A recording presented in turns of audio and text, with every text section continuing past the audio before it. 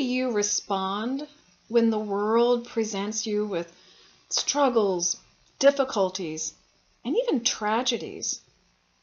Do you make up stories about all the negative people and the circumstances in your life?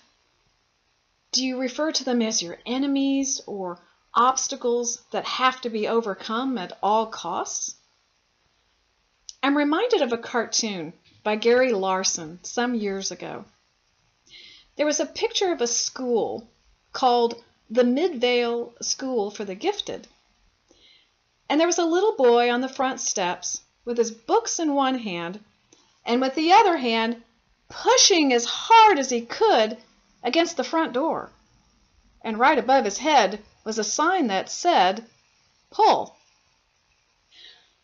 Are you pushing back against your own life?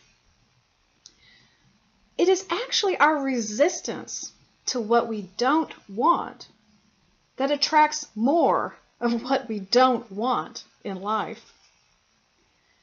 How can we let go of these stories about negative people and circumstances and begin to open up to the divine flow and magnetize our good towards us? Non-resistance allows us to flow with our highest good. I'd like to share a story with you that originally aired on NPR's Latino USA, and this aired on March 28, 2008. It was about a 31-year-old social worker named Julio Diaz, and every night he ended his hour-long subway commute to the Bronx by getting off one stop early to eat at his favorite diner. However, one evening, things turned out a little differently. He stepped onto a nearly empty subway platform and began walking towards the stairs when a teenage boy approached him and pulled out a knife. Julio realized that he wanted his money, and he said, "Okay," and pulled out his wallet and gave it to the boy.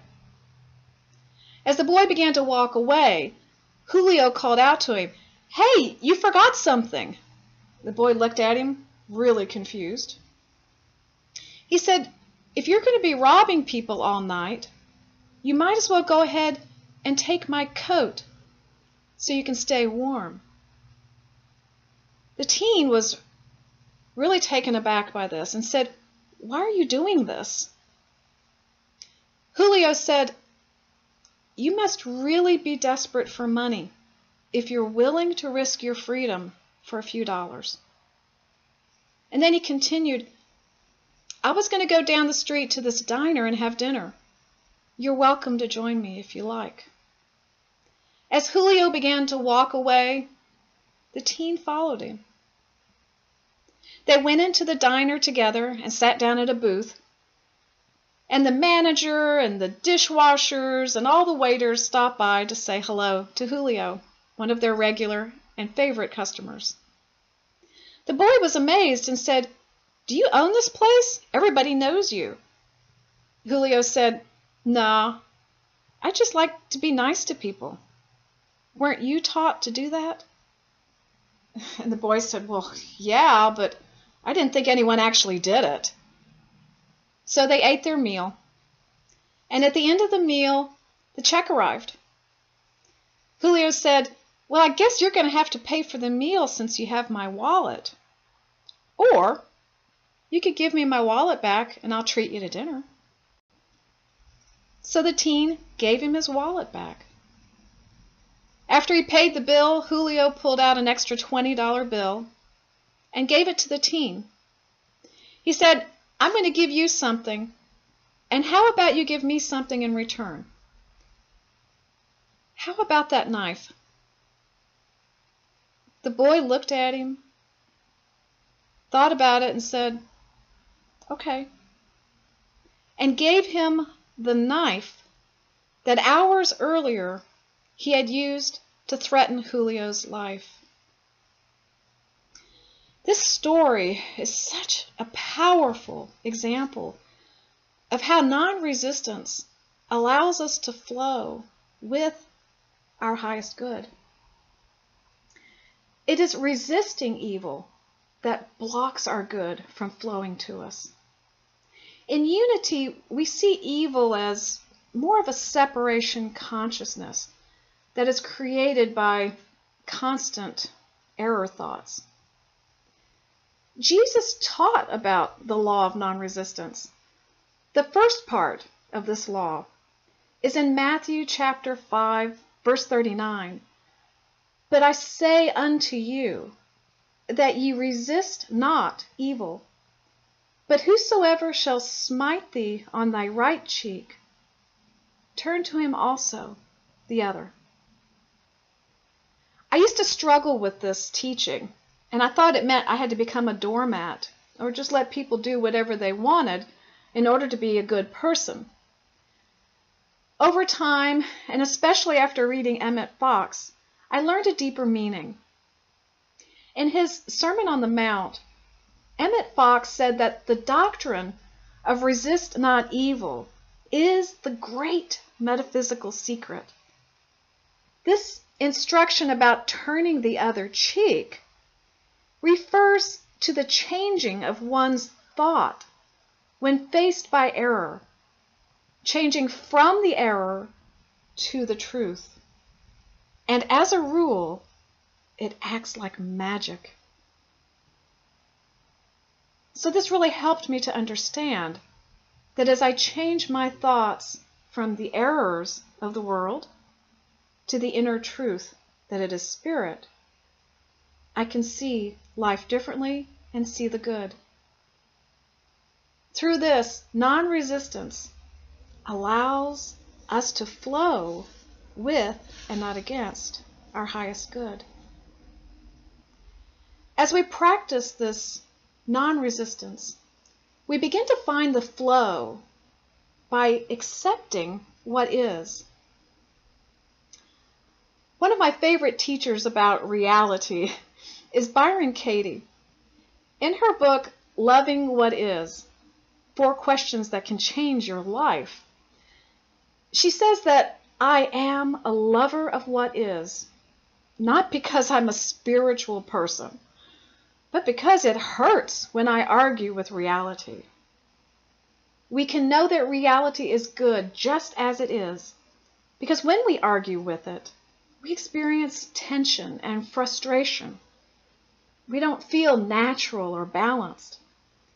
When we stop opposing reality, action becomes simple, fluid, kind, and fearless.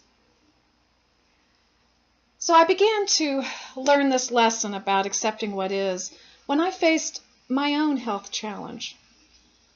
I resisted a new development in my health as my body became hypersensitized to different things that were injected into my skin during a routine allergy test. My immune system went haywire, basically. I was covered with chronic allergic dermatitis, even on my eyes, and I couldn't stop scratching, literally until my skin bled. I developed a skin infection. I felt like I was on fire, and I was unable to sleep.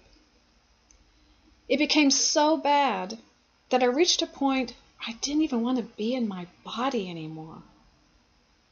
I fought, I struggled, I went to every doctor I could think of. I took almost every medication, including one that was a type of chemotherapy drug, and it shut down my immune system for a month. As nothing seemed to work, I realized that I had to go for a deeper solution. Fortunately, I had a background in unity, and I began to accept what was happening as a current reality, although it was not my truth. I prayed and I meditated on my divine nature, that I was already whole, that I was already complete. And over time, as my resistance began to drop away, and I accepted the beauty of my spirit, I began to experience a slow but steady reversal of my symptoms. Through this experience, I learned that non-resistance is what allows us to flow with our highest good. So accepting what is allows us then to recognize the good that does flow in all people and all situations. I want to go back to the law of non-resistance and look at the second part of the law as taught by Jesus. In Matthew chapter 5, verse 44, "But I say unto you, love your enemies, bless them that curse you, do good to them that hate you, and pray for them which despitefully use and persecute you." As we follow this law of non-resistance, we begin to change our consciousness and how we see and respond to the world around us. In his book, Working with the Law, Raymond Holloway said that to extend a loving thought to anyone or anything removes the opposition and enmity that once was there. This removal must first be in the person's consciousness. So it is our transformed consciousness that helps us to align with this flow of the divine.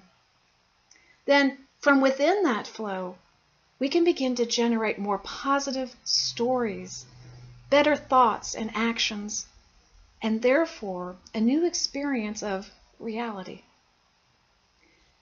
Non-resistance is what allows us to flow with our divine good. So resisting evil only attracts more evil and blinds us to the good that is already present.